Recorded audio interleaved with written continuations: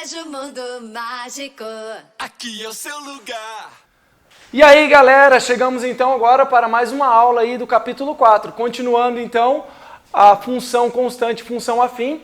Agora nós vamos falar sobre função linear. O que é esta função linear? A função linear, diferentemente da função constante que nós vimos lá no início do capítulo, na aula passada, lá nós tínhamos que o coeficiente A valia 0 e a função constante tinha apenas o coeficiente B. Já na função linear, nós não temos o coeficiente B, ou seja, o coeficiente B vale 0. Qual é a característica dessa função? Essa daqui, ó, f de x é igual a ax. E como que ela vai se comportar no gráfico? A função linear é a função que sempre passa pela origem do plano cartesiano. Observem, tanto ela decrescente quanto ela crescente, a função linear tem essa característica. Ela passa pelo ponto 0, 0.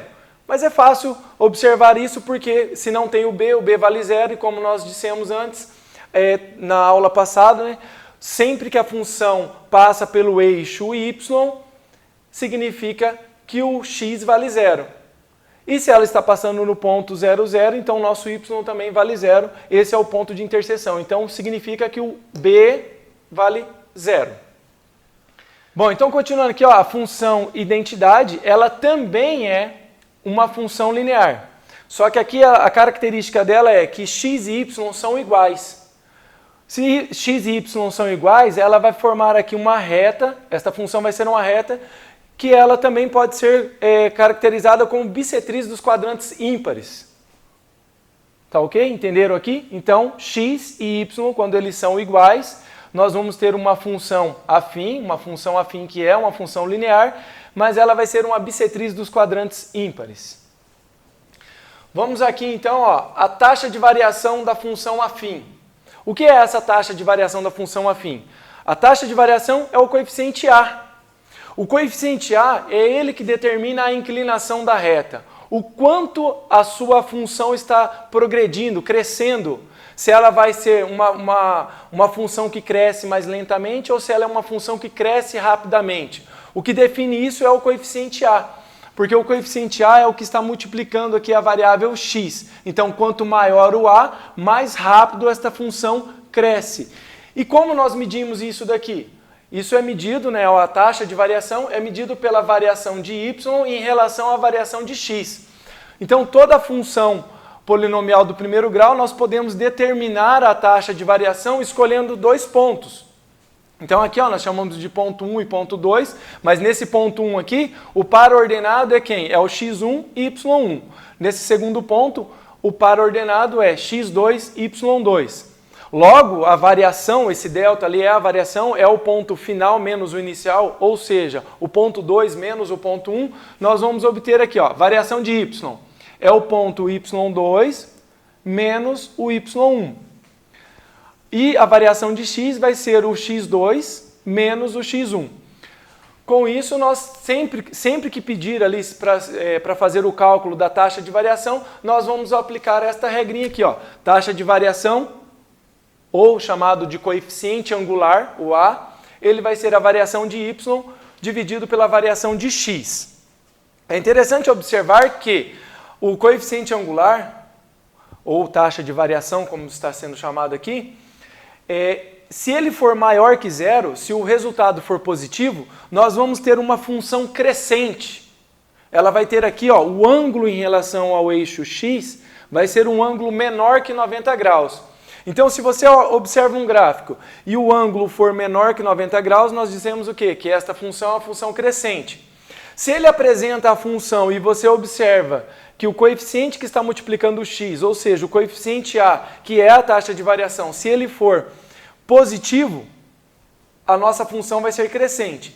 Se esse A for negativo, se ele for menor que 0, a função é decrescente. Observando no gráfico, o ângulo de abertura aqui em relação ao eixo x, ele é maior que 90 graus. Então, olhando apenas para o gráfico, como que você identifica que a função é decrescente? Quando o ângulo de abertura em relação ao eixo x é maior que 90 graus. Vamos a um exemplo aqui do cálculo da taxa de variação aqui. Então, o exercício, a questão resolvida, né? Número 4, apresenta lá o gráfico da função y igual a m vezes x mais n, onde m e n são constantes ali, né?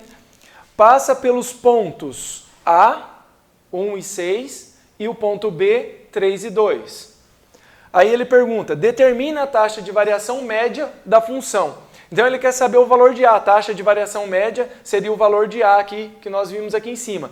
Nesse exercício aqui, ele chama de M, MN, tá? Então o A seria o M aqui e o B o N.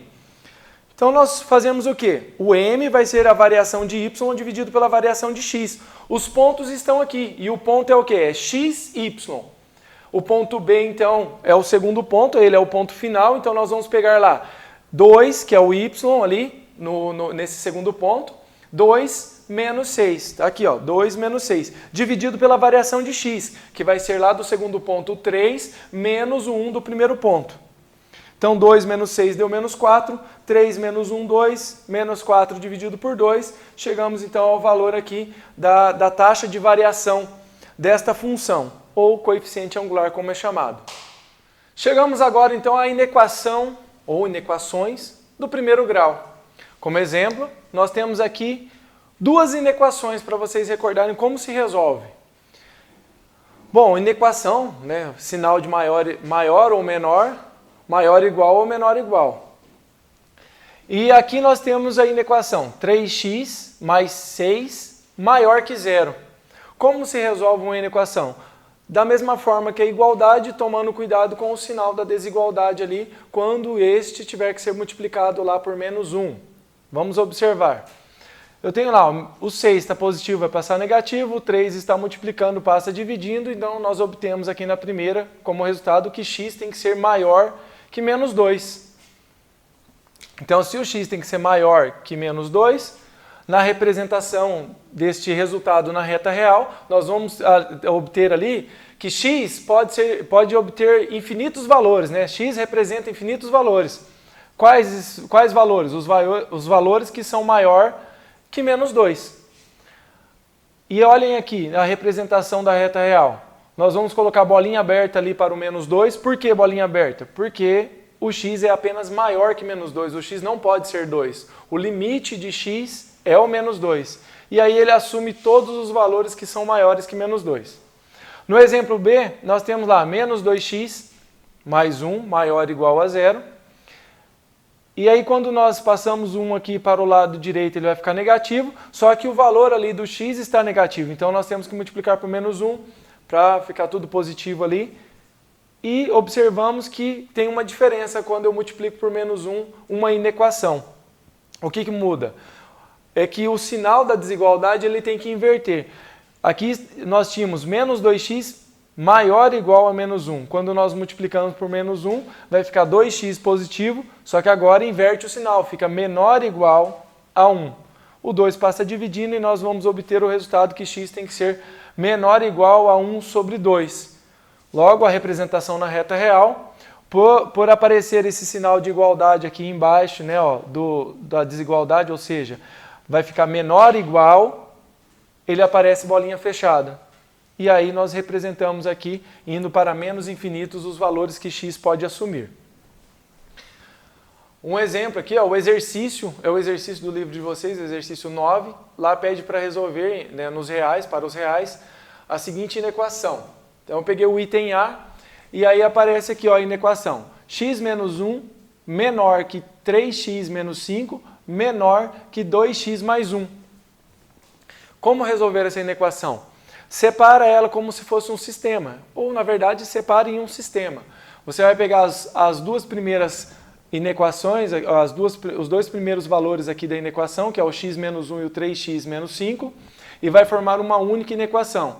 Depois você pega novamente o do meio e o último, então fica a segunda inequação, 3x menos 5 menor que 2x mais 1.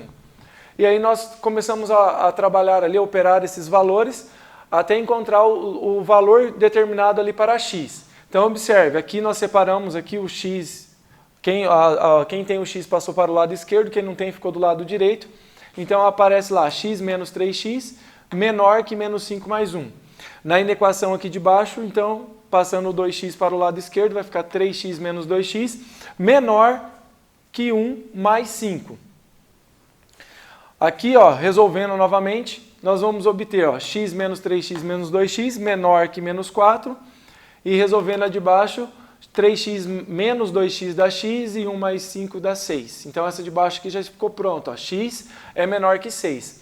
Aqui em cima, ó, o x está negativo, então multiplicamos por menos 1 e resolvemos aqui. Vai ficar 2x, inverte o sinal, então 2x vai ser maior que 4 e o x aqui embaixo repetir, x menor que 6. Resolvendo aqui de cima, o 2 passa a dividir no 4, nós vamos ter aqui como resultado final que x tem que ser maior que 2 e x tem que ser menor que 6. A representação geométrica desses resultados está aqui à frente. Ó. Então, x é maior que 2. Então, na reta real, coloca-se o 2 lá, bolinha aberta para o 2, porque o x é maior, o x não pode ser igual a 2. Riscamos aqui representando que são os valores que vão para mais infinito. E na equação de baixo, o x é menor que 6. Então, fica a bolinha aberta no 6 e o x assume valores menores que 6. Para satisfazer essas duas inequações ao mesmo tempo, só tem um intervalo, existe apenas um intervalo que satisfaz o resultado aqui para o x. Ó. Quando nós colocamos aqui, nós fazemos uma soma e observamos que o x ele deve ser maior que 2 e menor que 6. Então aqui está a resposta, isso aqui é a reta da solução. Então a solução vai ser o intervalo, onde o x é maior que 2 e menor que 6. Como resultado, vocês podem escrever lá que x pertence aos reais, tal que x é maior que 2 e menor que 6. Ou apenas um intervalo, no qual o intervalo está aberto em 2 e está aberto em 6. Vamos ao estudo do sinal agora então, pessoal. Ó, estudo do sinal da função afim. O que é fazer o estudo do sinal? É você observar quando que a função, quando eu falo função, eu falo fx. Quando eu falo fx, eu estou falando do y. Quando que o y está positivo, quando ele está negativo ou quando ele está igual a zero. Ou seja, quando o f de x ele é positivo, ele é maior que zero, quando o f de x é igual a zero e quando o f de x é menor que zero. É isso que vocês têm que observar aqui. Então, para fazer o estudo do sinal, a primeira coisa que você tem que observar na função, quando você olha lá a lei de formação ou a função polinomial do primeiro grau, vocês vão fazer o quê? Observar o coeficiente A, se ele for positivo ou negativo, e observar ali os coeficientes A e B para você fazer o quê? O cálculo da raiz. Então o número aqui, o ponto de encontro com o eixo x, é chamado de raiz da função. Então vocês vão calcular lá, menos B dividido por A e encontrar o valor que está aqui. E observar o coeficiente A, se ele for positivo, se ele for maior que zero, nós temos uma reta crescente. E se ele for negativo, nós vamos ter uma reta decrescente. Aí nós podemos fazer o estudo do sinal. Observem que aqui aparece apenas o eixo x, tá? Então aqui é o eixo x. E nós vamos observar, não precisa aparecer o eixo y, mas basta saber que o que está acima do eixo x significa que o y ele é maior que zero, acima do eixo x o y é maior que zero, abaixo do eixo x o y é menor que zero, e sobre o eixo x o y é igual a zero. E aí nós podemos fazer o estudo do sinal. Então fica a pergunta, ó, quando que o fx, quando que o y é maior que zero? Quando x for maior, nesse caso aqui da reta crescente, quando x for maior que a raiz, quando x for maior que menos b sobre a. Então, ó, se o x estiver aqui ó, maior, se o x estiver à direita desse ponto de encontro, ele faz a função, ele faz o y ficar positivo. Quando o x, ó, nessa de baixo, o x ele é menor que a raiz, então quando o x ele é menor que a raiz, ele faz a função ficar negativa. E quando o x é igual à raiz, quando ele está sobre esse ponto, a função é igual a zero. Qual que é a diferença então de quando a função é crescente e quando ela é decrescente? Vai inverter o sinal. Observe agora ó, que quando aqui para o y ficar maior que zero, como é uma função decrescente, o x tem que ser menor que a raiz, menor que menos b sobre a. Para que a função o y fique negativo, menor que zero, o x tem que ser maior, tem que estar à direita da raiz. E aqui não muda, porque quando que isso daqui vai ser igual a zero? Quando o x for igual à raiz. Vamos ao exemplo aí para vocês entenderem melhor. Então ele diz lá, vamos estudar o sinal da função, ó. F de x é igual a 2x menos 3. Então o 2 é o coeficiente A, o 2 é a taxa de variação, é o coeficiente angular. Se o 2 é positivo, significa que a função é crescente. Então nós podemos fazer o desenho da função. E para encontrar esse ponto de encontro aqui com o eixo x, eu faço o cálculo da raiz. A raiz é igual a quem? Menos b sobre a. Quem é o b aqui? Menos 3.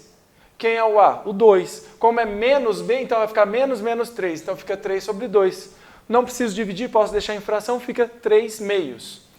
3 meios é quem? É a raiz. A função é crescente, então observem que a parte que está acima do eixo x eu sinalizo pelo sinalzinho de mais. Esse mais significa que é o y positivo. O sinalzinho de menos significa que é a parte onde o y é negativo.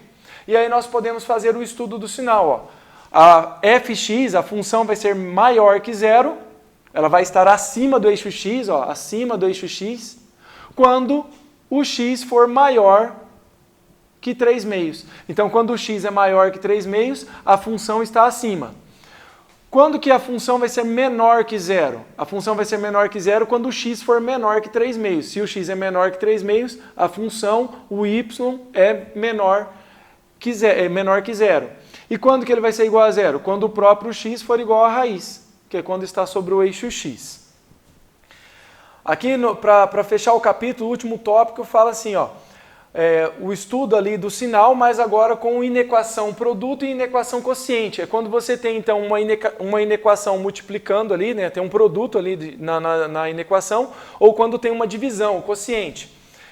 Então, o exercício 10, eu fiz aqui para vocês, o exercício 10, o item A, nós temos aqui o produto, ó.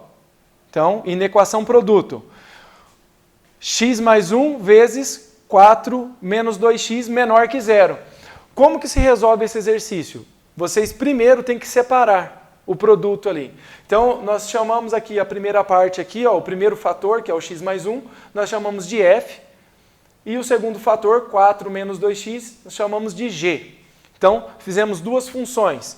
Então, a função f vai ser igual a x mais 1, que está aqui no exercício.